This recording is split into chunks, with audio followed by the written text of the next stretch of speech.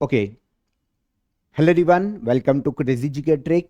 आज के सेशन में हम हमारी डेली करंट अफेयर की सीरीज को आगे बढ़ाएंगे और आज हम यहां पर 6 जून के सभी इंपॉर्टेंट करंट अफेयर एक एक करके डिटेल में डिस्कस करेंगे।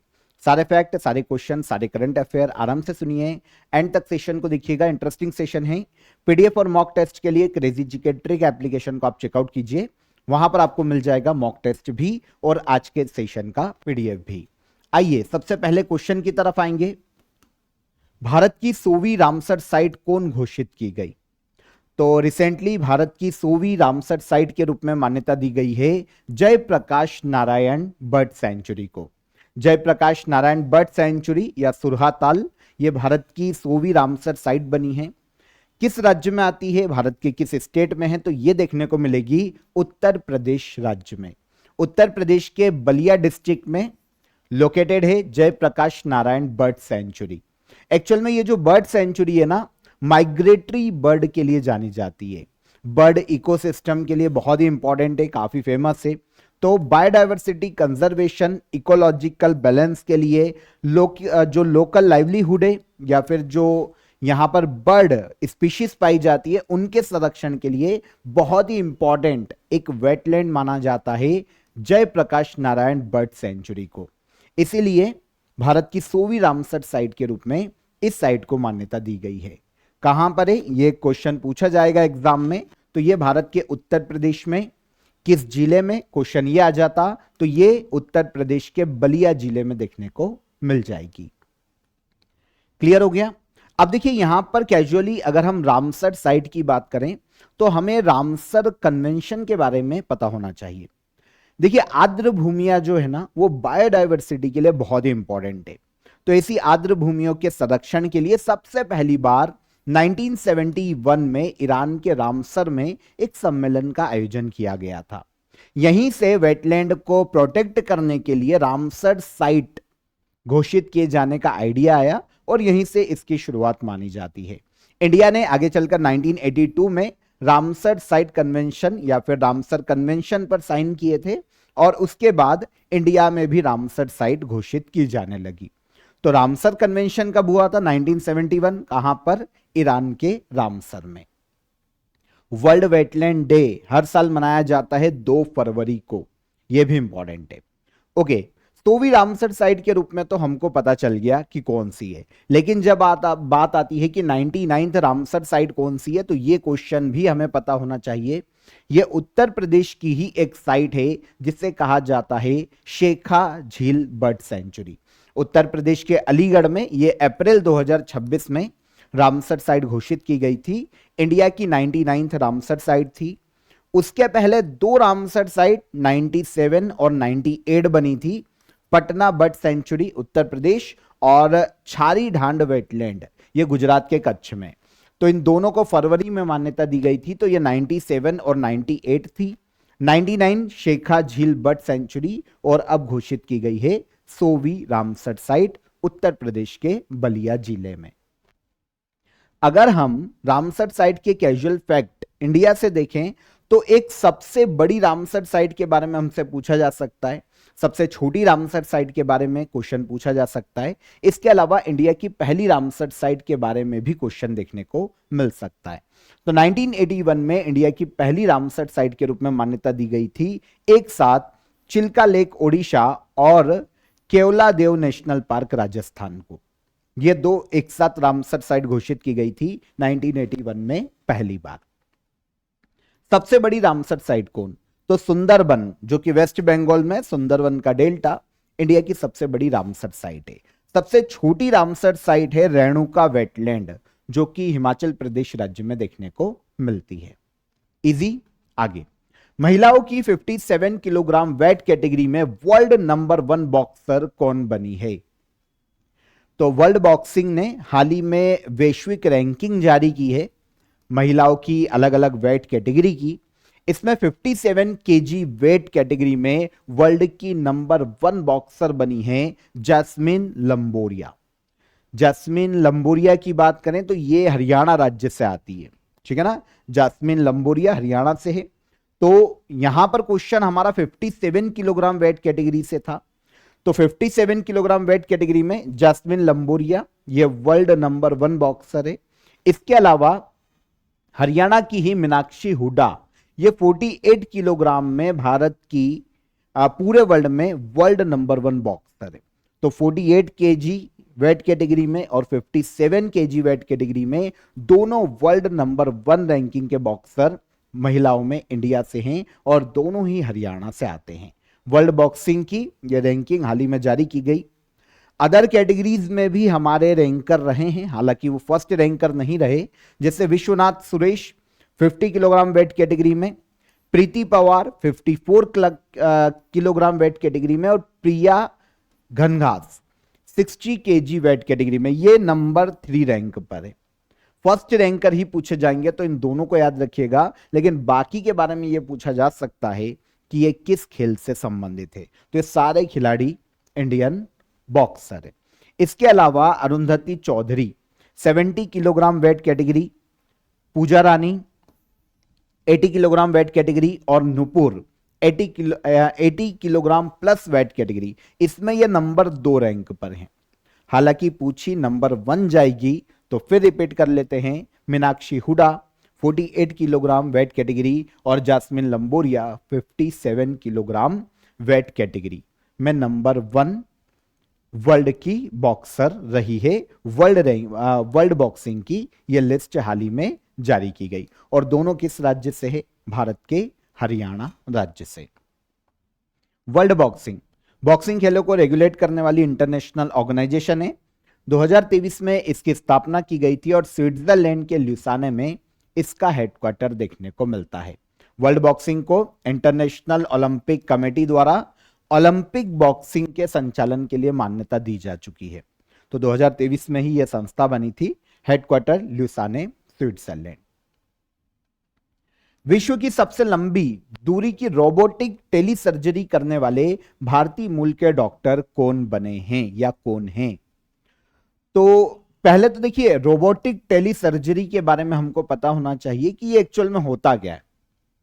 क्या होता है कि रोबोटिक इक्विपमेंट होते हैं, ठीक है। मान लो कि ये किसी हॉस्पिटल में लगे, जैसे दिल्ली के किसी एम्स में लगा है, ठीक है, ये इक्विपमेंट है। अब डॉक्टर जो ऑपरेशन कर रहा है ना इसके माध्यम से, वो अमेरिका में या रशिया में या चाइना में कहीं बैठा है और वहां पर भी उसके पास एक इक्विपमेंट है। जब वो वहां पर उस इक्विपमेंट को यूज करता है ना, तो यहां पे जो एक और रोबोटिक इक्विपमेंट है वो एक मरीज की सर्जरी करता है। इसे कहा जाता है रोबोटिक टेली सर्जरी। मतलब सर्जन कहीं और बैठा है और जो पेशेंट है वो कहीं और है। तो जैसे ये मशीन देखो आप, ये चल रही है, इसको रेगुलेट कोई और कहीं और बैठ के कर रहा है, तो वहां से उसके हाथ में जो इक्विपमेंट है उसका यूज करके इन मशीन को संचालित करता है। इसे कहा जाता है रोबोटिक टेली सर्जरी। अब आपको पता है वर्ल्ड की सबसे लंबी दूरी की ऐसी सर्जरी भारतीय मूल के एक डॉक्टर ने की है, जिनका नाम है डॉक्टर सुधीर श्रीवास्तव। ये कहां बैठे थे? गुयाना में। गुयाना जो कि एक दक्षिण अमेरिकी देश है। अगर हम डिस्टेंस देखें ना इंडिया से, इंडिया में इंदौर में, मध्य प्रदेश में institute for research against digestive cancer नाम का संस्थान है, इंदौर में, मध्य प्रदेश में। यहां पर इन्होंने सर्जरी की है। बैठे कहां पर है? गुयाना में टेली सर्जरी की है इन्होंने। ये जो टेली सर्जरी है गुयाना में जॉर्ज टाउन पब्लिक हॉस्पिटल है, दक्षिण अमेरिकी देश, यहां पर ये बैठे और यहां से इंदौर में इन्होंने सर्जरी की है। 14,000 किलोमीटर की डिस्टेंस से दक्षिण अमेरिकी देश गुयाना से इंडिया तक की, और इंदौर की तो और ज्यादा हो जाएगी, इंदौर तक अगर आएंगे तो 14,000 किलोमीटर की दूरी पर बैठ के सफलतापूर्वक ऑलमोस्ट 4 घंटे 50 मिनट का इन्होंने समय लिया और यह सर्जरी सफलतापूर्वक की है। तो भारतीय मूल के एक कार्डियक सर्जन है डॉक्टर सुधीर श्रीवास्तव। इन्होंने वर्ल्ड की सबसे लंबी दूरी की रोबोटिक टेली सर्जरी का वर्ल्ड रिकॉर्ड अपने नाम किया है। गुयाना में बैठे हैं, दक्षिण अमेरिकी देश, ठीक है। सफलतापूर्वक इन्होंने इंदौर में यह सर्जरी की है। इंटरेस्टिंग, ठीक है। तो याद रखिएगा, यहां पर रोबोटिक टेली सर्जरी के बारे में भी हमको पता चल जाता है और सुधीर श्रीवास्तव के बारे में भी हमको पता चल जाता है। भारतीय मूल के cardiac surgeon, robotic surgery expert हैं, ठीक है। एसएस इनोवेशन इंटरनेशनल के फाउंडर और चेयरमैन है। यह संस्था हरियाणा के गुरुग्राम में काम करती है, मेडिकल टेक्नोलॉजी और इस क्षेत्र में यह संस्था काम करती है, ठीक है। भारत में जो पहला स्वदेशी रूप से विकसित सर्जिकल रोबोट, जो एक रोबोट था एसएसआई मंत्रा, उसको विकास कर जब हुआ था ना, तो उसको हेड भी डॉक्टर सुधीर श्रीवास्तव ने ही किया था। तो ये एसएसआई मंत्रा, ये भारतीय रूप स्वदेशी रूप से निर्मित सर्जिकल रोबोट है। 2022 में इसको लॉन्च किया गया था। एसएसआई मंत्रा को मेड इन इंडिया है सर्जिकल रोबोट, अलग अलग सर्जरी के लिए इसका यूज किया जा सकता है। तो ये जब बना था ना, तो इसको हेड भी श्रीवास्तव जी ने ही किया था। Easy, okay. आगे बढ़ने से पहले ऑफर ऑफ द डे आप सभी को बता देता हूं। कंप्लीट मैथ्स पैकेज आप यहां पर ज्वाइन कर सकते हैं, स्पेशली सभी एग्जाम्स के लिए। ये आपके लिए काफी बेनिफिट करेगा आपको, लेकिन एसएससी सीजीएल आने वाली है तो आप इसे ज्वाइन कीजिए। अर्थमेटिक एडवांस फाउंडेशन आपका यहां पर तैयार हो जाएगा मैथमेटिक्स में। 70 और का आपको एक मैथ्स रिवीजन कोर्स भी इसमें इंक्लूड किया गया है। 70 डेज मैथ्स कोर्स आपको यहां पर मिल जाएगा। कैलकुलेशन बूस्टर, क्योंकि काफी स्टूडेंट है जिनको कैलकुलेशन में काफी प्रॉब्लम होता है मैथमेटिक्स में, एक टाइम फ्रेम के अंदर स्पीड के साथ अगर कैलकुलेशन में आपको प्रॉब्लम आता है तो आप इसे ज्वाइन कीजिएगा, ये बहुत ही इंपॉर्टेंट है आपके लिए। और साथ ही साथ मैथ्स के क्वेश्चन बैंक भी आपको इसमें ऐड ऑन किए गए हैं, तो आपको लास्ट टाइम रिवीजन में ये काफी मदद करेगा। ज्वाइन कीजिए, काफी अफोर्डेबल प्राइस में अभी ये आपको देखने को मिल जाएगा। डिस्क्रिप्शन में लिंक है, लिंक पर क्लिक कीजिए, डायरेक्ट अवेल कीजिए। कोई भी आपका डाउट आता है तो हेल्पलाइन नंबर पर आप कॉल कर सकते हैं, ठीक है। ज्वाइन कीजिए, डिस्क्रिप्शन में मैंने आपको इसकी लिंक दे दी है। आगे चलेंगे। जेपी दास का निधन हो गया। वे किस भाषा के प्रसिद्ध साहित्यकार थे? जेपी दास ये ओडिया भाषा के बहुत ही फेमस साहित्यकार थे। हालांकि देखिए इनको कोई पद्म अवार्ड तो नहीं मिला है, लेकिन फिर भी जेपी दास बहुत ही फेमस रहे। ओडिया भाषा के साहित्यकार थे, ठीक है। हाँ, इंपॉर्टेंट इसलिए भी है क्योंकि एक आईएएस ऑफिसर भी रहे हैं, है ना। तो भुवनेश्वर ओडिशा में ही इनका 90 ईयर की एज में अभी निधन हो गया। 1936 में पूरी डिस्ट्रिक्ट ओडिशा में इनका जन्म हुआ था। 1958 में आईएएस बने, उसके बाद अलग अलग इन्होंने जगह पर कलेक्टर के रूप में, आईएएस के रूप में काम किया है। और फिर फाइनली इन्होंने रचनाएं लिखना शुरू की, कविता संग्रह, उपन्यास, नॉवेल लिखना शुरू किए, और ओडिया भाषा में इनके सारे नॉवेल और कविता संग्रह देखने को मिलता है। तो फेमस ओडिया साहित्यकार, कवि, नाटककार जेपी दास, ठीक है। जगन्नाथ प्रसाद दास इनका पूरा नाम है। इनकी एक प्रथम पुरुष, अहनिका, ऐसी जो कविता संग्रह, या फिर देशा काला पत्र, ये भी इनका एक नॉवेल है। तो ये काफी फेमस रहे, सारे के सारे ओडिया भाषा में लिखे गए थे।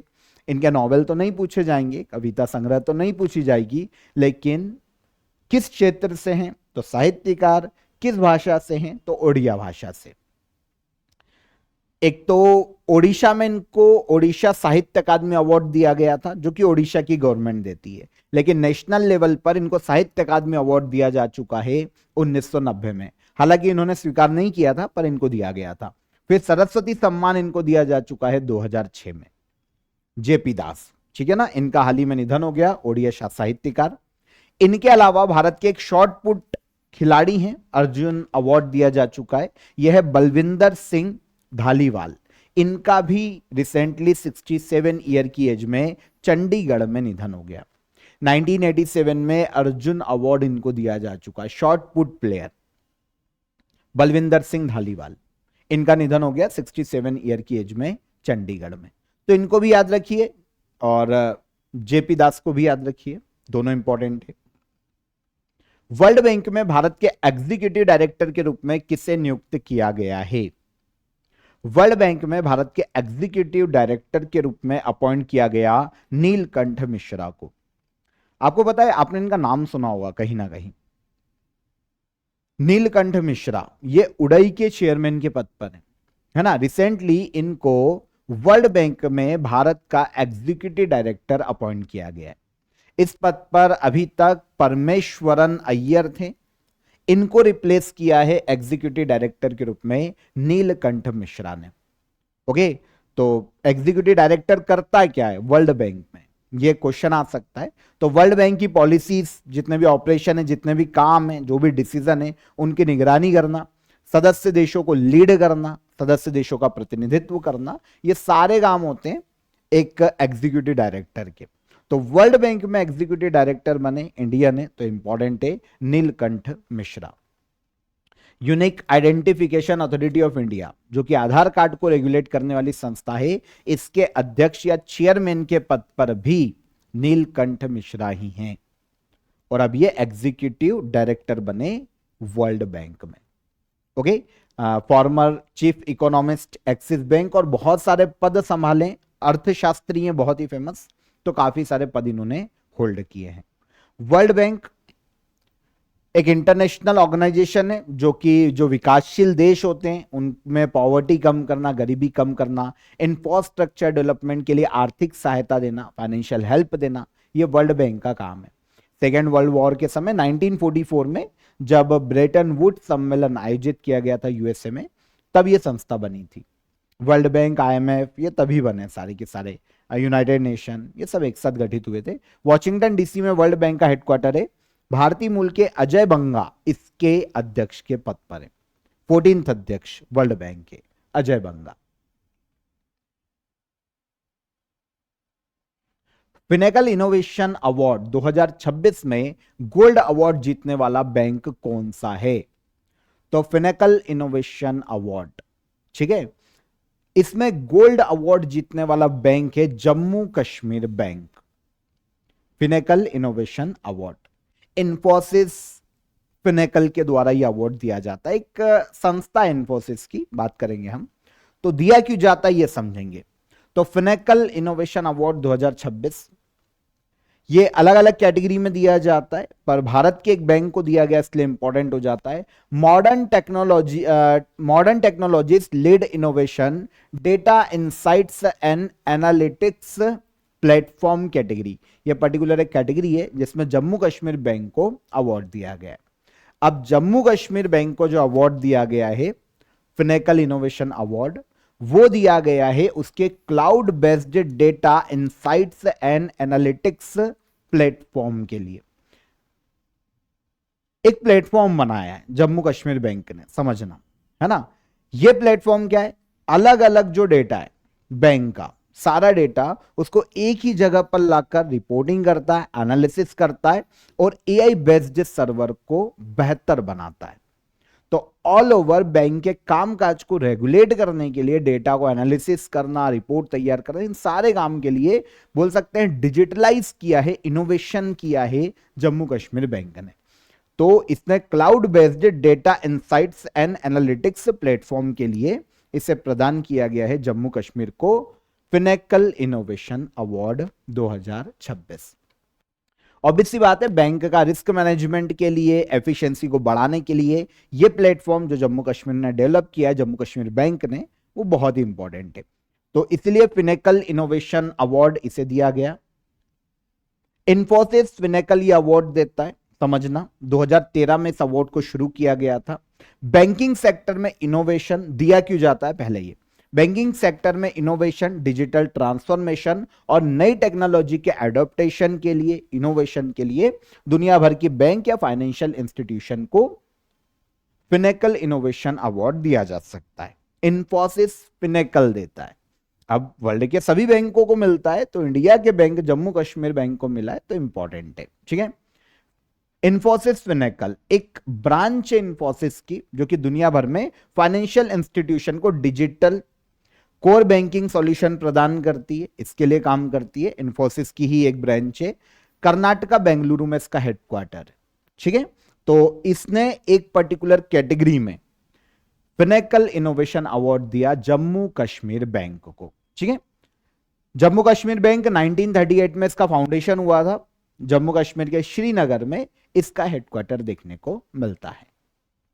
क्वेश्चन इजी है, ध्यान से एक बार रिवाइंड करके देख लेना, समझ में आ जाएगा।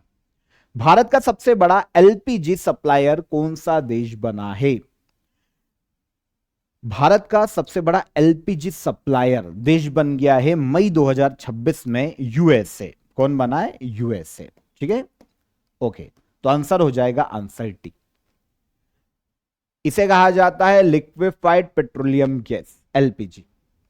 आपको पता है पहले हम यूएसए से एलपीजी की हिस्सेदारी जो हम इंपोर्ट करते थे ना, यूएसए से इतना इंपोर्ट नहीं करते थे। अगर हम फरवरी 2026 का डेटा उठा के देखें ना, तो हमने एलपीजी यूएसए से जितना भी इंपोर्ट किया, जितना भी हमने एलपीजी फरवरी 2026 में इंपोर्ट किया ना, केवल 14% एलपीजी हमने यूएसए से इंपोर्ट किया। कितना? 14%, 14%। लेकिन मई 2026 में यह हिस्सेदारी बढ़कर हो गई है 55%। क्योंकि आप सभी को पता है फरवरी के बाद जब यूएसए और ईरान का कॉन्फ्लिक्ट शुरू हुआ मिडिल ईस्ट का, तो स्ट्रेट ऑफ हॉर्मुज को इन्होंने बंद कर दिया। इनके बंद होने के बाद जो हम मिडिल ईस्ट से अधिकतर ईरान से स्पेशली जो एलपीजी सप्लाई लेते थे, वो सब ब्लॉक, सारे की सारी ब्लॉक हो गई। यूएई, सऊदी अरब, कुवैत, कतर, ये पहले हमको 81% सप्लाई कर रहे थे फरवरी 2026 तक। मई 2026 में केवल 16% है। स्ट्रेट ऑफ हॉर्मुज तो बंद है। अब हमको नए जो ऑप्शन है ना वो तलाशने पड़ रहे हैं। तो सबसे ज्यादा एलपीजी हमको लेनी पड़ रही है यूएसए से, क्योंकि हमको अपनी डिमांड तो पूरी करनी पड़ेगी, है ना। हम तो एक्सपोर्ट पर ही, एलपीजी का तो एक्सपोर्ट पे ही हम, सॉरी एक्सपोर्ट बोल रहा हूं, एलपीजी के तो इंपोर्ट पे ही हम पूरा हमारा एलपीजी चलता है। इंपोर्ट ही करना पड़ता है क्योंकि हमारी डिमांड काफी है, हम इतना एलपीजी बनाते नहीं है, तो हमको पूरा इंपोर्ट ही करना पड़ता है। तो हम मिडिल ईस्ट के देशों से 81% तक खरीद रहे थे फरवरी में, लेकिन मई 2026 में तो ये 16% रह गया। तो यूएसए की जो हिस्सेदारी उस वक्त 14% तक थी, वो अब बढ़कर 55% तक हो गई है। तो सबसे बड़ा सप्लायर हो गया है मई 2026 में एलपीजी का इंडिया को यूएसए। ठीक है, भारत का एलपीजी इंपोर्ट 2 मिलियन टन फरवरी 2026 में था, जो कि मई 2026 में 1.2 मिलियन टन तक ही रह गया है, लगभग आधा हो गया है। तो शॉर्टेज आ रही है। हालांकि हमने घरेलू जो एलपीजी का प्रोडक्शन है वो बढ़ा दिया है। 35,000 एमटी पर डे का हम मिलियन टन का प्रोडक्शन करते थे, जो अब बढ़ाकर 50,000 से 52,000 मिलियन टन हमने पर डे कर दिया। फिर भी हमारी डिमांड काफी ज्यादा है, तो अब धीरे धीरे जो भी इन फ्यूचर मिडिल ईस्ट की सिचुएशन रहे उस पर डिपेंड करेगा, क्योंकि अभी हमको प्रोडक्शन बढ़ाने में काफी टाइम लगेगा। एलपीजी मुख्यतः प्रोपेन और ब्यूटेन गैस का मिश्रण होता है। घरेलू कुकिंग फ्यूल के रूप में इसे यूज किया जाता है। ठीक है, सबसे ज्यादा। National award for e governance 2026 में कुल कितने प्रोजेक्ट और इनिशिएटिव को सम्मानित किया गया? National award for e governance. E governance digitalisation, governance में जो मिनिस्ट्रीज ने डिजिटलाइजेशन को अडॉप्ट किया है, जो इनोवेशन की है, जो इनिशिएटिव लागू किए, उनको यह अवार्ड दिया जाता है। National awards for e governance 2026। तो इस बार 17 प्रोजेक्ट या इनिशिएटिव को ये अवार्ड दिए गए हैं, 17 प्रोजेक्ट और इनिशिएटिव को। ठीक है, 10 गोल्ड अवार्ड दिए गए, 6 सिल्वर अवार्ड दिए गए और एक ज्यूरी अवार्ड दिया गया। National award for e governance 2026। ठीक है ना। अवार्ड सेरेमनी नेक्स्ट मंथ होगी, जुलाई मंथ में, 1-2 जुलाई को राजस्थान के जयपुर में। ई गवर्नेंस पर यह 29वां नेशनल कॉन्फ्रेंस होगा और यहीं पर अवार्ड दिए जाएंगे। अवार्ड का उद्देश्य ई गवर्नेंस और डिजिटल पब्लिक सर्विसेज डिलीवरी को प्रोत्साहित करना, जिस भी मिनिस्ट्री ने ऐसे इनिशिएटिव लिए हैं उनको प्रोत्साहित करना और उन्हें अवार्ड देना। अब देखिए, एक एक इनिशिएटिव किस मिनिस्ट्री का है ये तो हम पढ़ नहीं पाएंगे, पढ़ भी लेंगे याद रहेगा नहीं और एग्जाम में क्वेश्चन आएगा नहीं। तो ये याद रखिएगा टोटल कितने प्रोजेक्ट को दिया गया। तो national award for e governance total 17 project को दिया गया, 10 गोल्ड, 6 सिल्वर, एक ज्यूरी। ज्यूरी वाला मैं बता देता हूं, बाकी मैंने मेंशन कर दिए हैं। पीडीएफ ले लेना, क्रेजी जीके ट्रिक एप्लीकेशन को चेकआउट करो, वहां पर आपको मिल जाएगी ये इनिशिएटिव, ये मिनिस्ट्री किस किस को मिले देख लेना। ठीक है, ये होगा 3, ये 8 तक, ये 12 और ये 16। सही है, पीडीएफ ले लेना, वहां से पढ़ लेना। वैसे इतना इंपॉर्टेंट नहीं है, नहीं भी पढ़ोगे तो चल जाएगा। एक जो ज्यूरी को मिला है वो है real time precise positioning services through course network, ये सर्वे ऑफ इंडिया का एक इनिशिएटिव है। जीपीएस आधारित एक ऐसी सर्विस है जो कि एग्जैक्ट लोकेशन किसी को भी प्रोवाइड कर सकती है। तो सर्वे ऑफ इंडिया का ये इनिशिएटिव है या फिर नेटवर्क है जिसे जूरी अवार्ड दिया गया है। तो एक ये अवार्ड याद कर लो तो कर लो, अदरवाइज छोड़ देना, ठीक है। तो अवार्ड में ट्रॉफी दी जाती है, सर्टिफिकेट दिया जाता है, प्राइज मनी दी जाती है। गोल्ड अवार्ड विनर को 10 लाख रुपए की प्राइज मनी दी जाती है, मिनिस्ट्री को मिलेगी इनिशिएटिव के लिए। और सिल्वर अवार्ड विनर को 5 लाख रुपए की राशि दी जाती है इनाम स्वरूप। किस राज्य सरकार ने तंबाकू एवं निकोटीन युक्त खाद्य पदार्थों पर या उत्पादों पर 1 वर्ष का प्रतिबंध लगाया है? तो वो राज्य जिसने टोबैको और निकोटीन बेस्ड जो फूड प्रोडक्ट है उन पर 1 साल का प्रतिबंध लगाया है, और ये है उत्तर पूर्वी राज्य जिसका नाम है नागालैंड। ओके, तो 1 साल का बैन लगाया गया। ये जो बैन है food safety and standard act 2006 और सुप्रीम कोर्ट के जो इंस्ट्रक्शन है उसके आधार पर लगाया गया है। उद्देश्य यही है कि राज्य के जो नागरिक हैं, जो निवासी हैं, उनके पब्लिक हेल्थ की सुरक्षा करना, यूथ में टोबैको प्रोडक्ट के उपयोग को कम करना, ठीक है ना, ताकि क्योंकि तंबाकू प्रोडक्ट नॉर्मली कैंसर का सबसे बड़ा कारण होते हैं, तो कैंसर और ऐसे डिसीज को रोकना, युवाओं में इनके प्रति जो ज्यादा उनका कंज्यूम कर रहे हैं उनको रोकना, युवाओं को रोकना, अवेयर करना, यह उद्देश्य है। इसीलिए नागालैंड सरकार ने तंबाकू निकोटीन बेस्ड जो फूड प्रोडक्ट है उन पर 1 साल का प्रतिबंध लगा दिया है, ठीक है। तो फूड सेफ्टी और स्टैंडर्ड एक्ट 2006 ये भारत सरकार का एक एक्ट है, एक प्रमुख कानून है जिससे फूड के मैन्युफैक्चर, स्टोरेज, डिस्ट्रीब्यूशन, सेल्स और इंपोर्ट इन सबको रेगुलेट करने के लिए लाया गया था। और इसी के तहत खाद्य पदार्थों का जो स्टैंडर्ड होता है, क्वालिटी होती है, इसी एक्ट के तहत चेक किया जाता है। और इसको चेक करने के लिए जो संस्था बनी थी इसी एक्ट के तहत, वो थी फसाई, ठीक है। ये एक्ट लाया गया था 2006 में।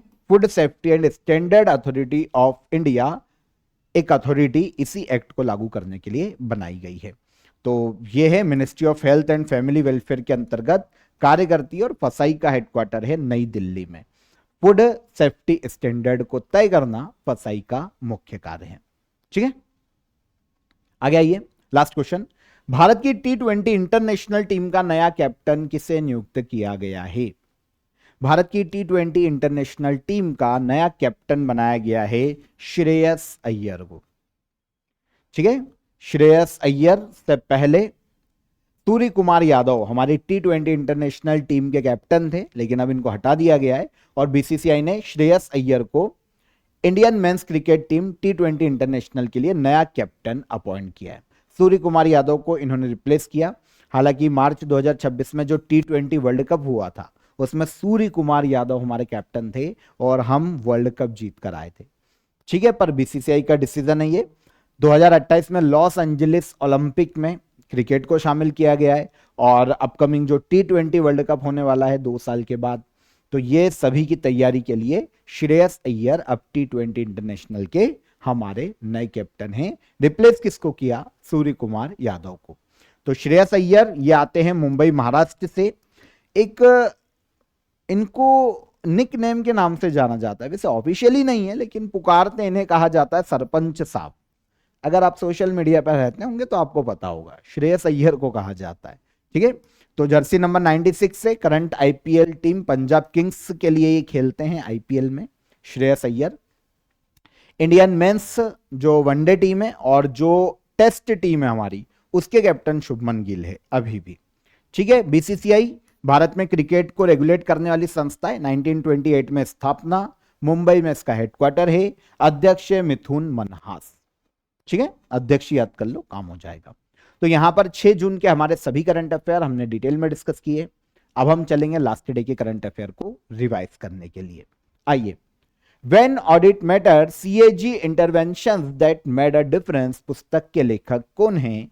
तो इस बुक को लिखा है विनोद रॉय ने। डेनमार्क के प्रधानमंत्री के रूप में लगातार तीसरी बार किसे नियुक्त किया गया? तो यह मेटे फ्रेडरिक्सन है। विश्व पर्यावरण दिवस 2026 की थीम क्या है? पहले तो ये कि मनाया कब जाता है, तो 5 जून को मनाया जाता है। Inspired by nature for climate for our future, इसकी थीम रखी गई है। इंडिया एआई डेटा लैब स्थापित करने वाला भारत का पहला प्राइवेट यूनिवर्सिटी कौन सी है? तो यह है चंडीगढ़ यूनिवर्सिटी। भारत का पहला मॉडल बॉर्डर विलेज किस गांव को बनाया जा रहा है? तो यह बनाया जा रहा है चुमार गांव को। ठीक है। कोतुला दर्रे के पास 1196 करोड़ की लागत से टनल प्रोजेक्ट को मंजूरी दी गई। यह पास किस राज्य में स्थित है? तो यह देखने को मिलेगा लद्दाख यूनियन टेरिटरी में। 2026 में आंध्र प्रदेश की किस पहल को फूड प्लेनेट अवार्ड से सम्मानित किया गया? तो यह है Andhra Pradesh community managed natural farming. Answer C. DRDO के द्वारा टेस्ट की गई रुद्रम सेकेंड मिसाइल किस प्रकार की मिसाइल है? Air to surface anti radiation missile. चर्चा में रही पोटैटो पैच क्या है? तो यह विशाल कोरल की एक कॉलोनी है। प्रधानमंत्री अनुसंधान अध्यक्ष योजना 2026 किस मिनिस्ट्री की है? तो मिनिस्ट्री ऑफ एजुकेशन।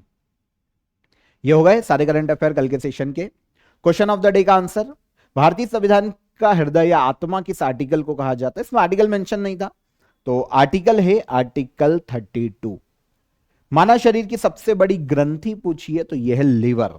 और तराइन का पहला युद्ध हुआ था 1191 में पृथ्वीराज चौहान और मोहम्मद गौरी के मध्य में, तराइन का पहला युद्ध। ठीक है, तो ये तीनों क्वेश्चन के आंसर। आज के question of the day, Ooty hill station Bharat के किस राज्य में है? भारत का पहला स्वतंत्र गवर्नर जनरल कौन बना या कौन थे? मानव शरीर की सबसे बड़ी हड्डी कौन सी है? तीनों क्वेश्चन के कमेंट में आंसर कीजिए। सेशन पसंद आया हो तो लाइक और शेयर करके जाइएगा, और चैनल पर पहली बार आए हो तो चैनल को सब्सक्राइब कर लो। हम कल फिर मुलाकात करेंगे नेक्स्ट डे के करंट अफेयर में। तब तक अपना ख्याल रखिएगा। जय हिंद, जय भारत।